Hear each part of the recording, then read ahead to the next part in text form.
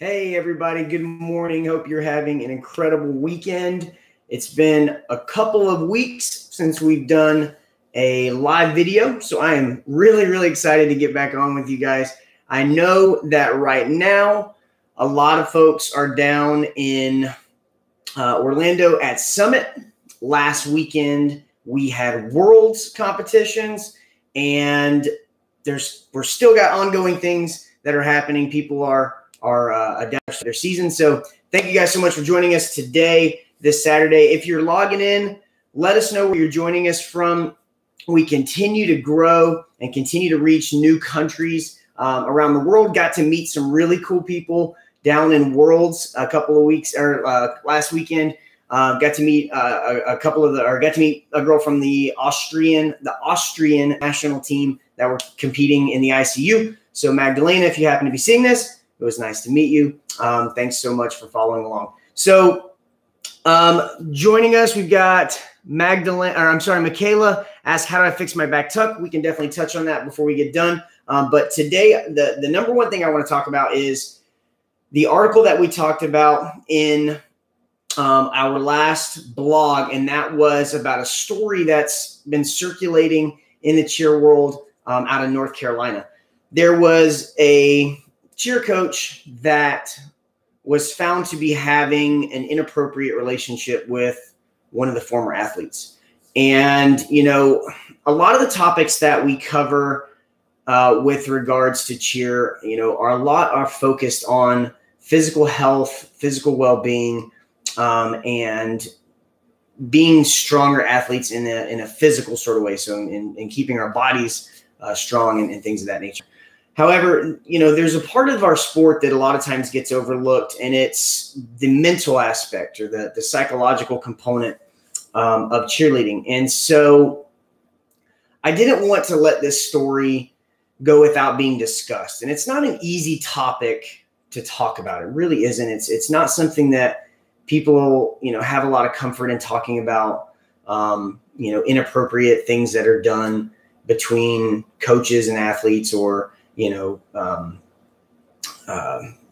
adults and young people and things like that. So I understand that this may be not an easy topic to listen to or to think about, but, you know, in the end, you got to be comfortable when you're in the gym, and you have to, you know, there's a lot of trust that goes into that coach and athlete relationship. And we want to make sure that no one is taking that for granted.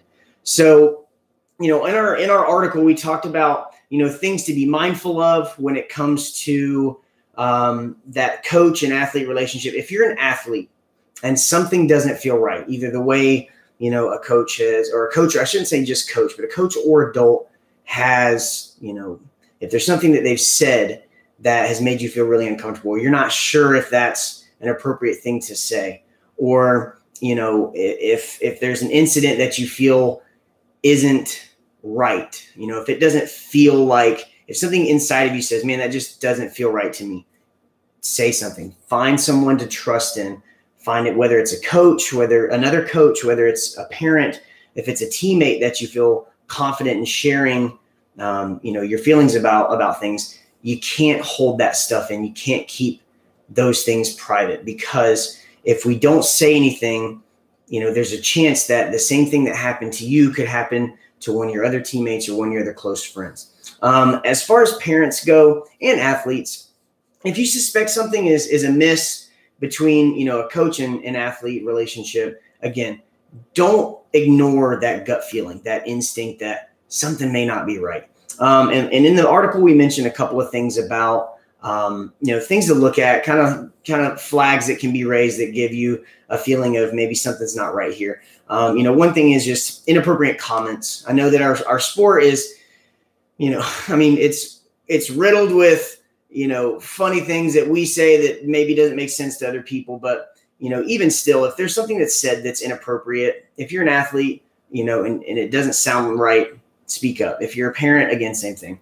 One of the things is, you know, odd, you know, text messaging or contact through social media at odd times of the day, maybe really late at night, outside of typical practice. You know, that's something that could be brought, you know, that should be monitored. as far as text messaging, I know nowadays Snapchat and Instagram and all these things are very, very popular. Very easy to transmit images from person to person. If you're right, if you're an athlete, we shouldn't be getting inappropriate messages from coaches or other people on the team that may be older than us and things of that nature. So if you're receiving images, or if you have somebody that's asking you for, a coach or an older person, somebody that's in a position of power is asking for, asking you to send text messages or pictures and things like that. Again, not really in that coach-athlete relationship. We want to avoid things like that and definitely speak up and let people know. Other things are texting outside of or contact outside of cheer-specific activities. Now, I get it. A lot of times our coaches, we can have that overlap between being a coach and being a friend. And we have to be really careful and walk that fine line of what's, appropriate for coach versus what's appropriate for friend. So, if you find that you're having conversations with your coaches or with a person in a position of power that is a bit outside of just cheer-related activities, we want to be mindful of that. And lastly, the last thing that we talked about was showing favoritism. Now, I know a lot of times that's hard to see because we, as parents, we don't see it as a favoritism. A lot of times we just see, okay, maybe our child is really good. Or if you as an athlete feel a coach is showing you excessive favoritism or is showing a lot more attention, again, either in the gym or in the, on the team or outside of practice, again, doing things for you or just acting in a way that doesn't seem very coach-like. Again, that's something to keep your eyes open about, be mindful of. As you can probably tell, this is not an easy conversation for me to have either. It's a very uncomfortable topic to talk about. And, our sport is different in that, it's a co-ed sport where there's guys, there's girls. A lot of times our coaches are right around the same age we are, maybe a couple of years older. So it's really not an easy situation to be in from the beginning, but we have to keep in mind that even if, our age gaps are very small, we're still talking about, if you're 19 and an athlete is 16, that's, it's a small gap of age, but it's still not appropriate. And, there's laws against things like that too. So, and again, like I said, I know this is not an easy topic to talk about, and it's uncomfortable for me too, guys. I'm not gonna sit here and act like it's not, but it's something that can't be overlooked. And in our sport, when we have, we eliminate, I wouldn't say eliminate, but our attire for our sport. Let's be honest, okay? It's tight fitting, it's minimal in nature, and it's for a reason. We don't want clothes getting in the way, of shirts getting in the way, because we can, with stunts and loose fitting clothing, if it gets hooked on somebody's hand, it can, we can dislocate fingers and it gets in the way with tumbling. We can't spot appropriately and stunting and things like that. But on the flip side of that, we also got to realize that we've got younger people, who are in less clothing, essentially, smaller, tighter fitting attire. And then they're, and we have to be mindful that these are young athletes and they're impressionable, and that we cannot, have them in a place where they're, suspect to being, for lack of a better term, being abused in any way, whether it's, verbally, whether it's physically, whether it's emotionally. We have to protect these young athletes. And as coaches, our responsibility first and foremost is the safety and well-being of our athletes, period. And that is physical safety, that is emotional safety, that is, mental safety. We have to protect our athletes. And so when I see a story come out of a predatory coach that's dating an athlete, and there's all these interactions that are inappropriate, and then to find out, that the parents knew about it, it becomes this huge mess that just does not shine a good light on the sport. And so I'm not gonna tell people how to coach. I'm not gonna tell people how, to run their programs, things that it's not my position to do so. I just want to make sure that it's brought to light that, things like this unfortunately happen. And I can almost guarantee you that this is not an isolated incident. This is probably happening way more than we think of, than we know of. And so it needs to be something that's in our minds. We need to be mindful of it. We need to be on the look for it. As parents, we need to be, diligent with what we see and what we feel.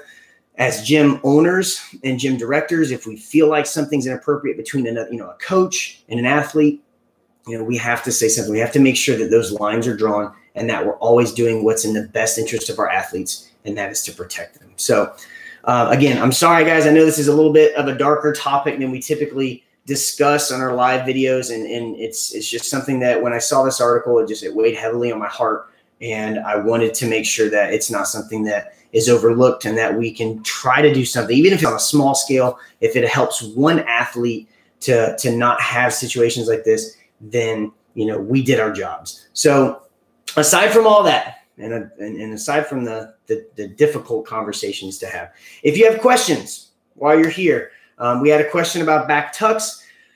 There's a couple of videos on our back tucks and strengthening back tucks. We have the tuck roll up that we showed, the banded tuck roll up. Also, there's an article on the website, www.thecheerdoc.com. Under our blogs, there's a Fix My Back Tuck article. Check that out. Also, this past week before Worlds, we released our ebook, the first conditioning manual, on the website. It is there right now under the ebooks tab. So make sure you go in there, click that, download that. It's a 21-day program that you can either do from beginning to end, 21 days with testing days in between, or you can break it up and add it to your existing conditioning if you want extra conditioning to do throughout the week. Or there is an option where you can literally just flip through it, pick a workout. You got a workout for the day, and there's a handful of workouts that are written specifically for cheerleading to help increase your athleticism, increase your power, increase your strength, and increase your stability. So we wrote the program, and the upcoming programs that will be coming out, we're writing them in this way to where you can either do them all the way through beginning to end. You can take them and break them up and add them. Let's say you practice 3 times a week and you want 3 days worth of conditioning. You can do these workouts 3 of those 3 days. Just pick day 1, day 2, day 3. Next time you practice can be 4, 5, 6, and on and on and on. Or if you just want a grab bag of easy to do, easy to follow, I should say, workouts, that ebook is available for you today on the ebooks tab on the website, www.thecheerdoc.com. So make sure to check that out. Also, if you have any other questions, if we don't answer them today, shoot me a message. Let me know. Remember, we do all of this, guys. The CheerDoc, the whole project is for you guys. So if you have questions or you're curious about ways that you can improve things, let us know. As you have seen, we post videos showing how to clean up things like stunting and tumbling and things of that nature. So definitely reach out. Send us your videos we'll analyze it. We'll give you feedback on it. We'll do we'll circle things that we can clean up. But the goal is to help you to become better. Coming up soon, we're going to be talking about more in-depth nutrition. We're going to be talking about more strength and conditioning and injuries.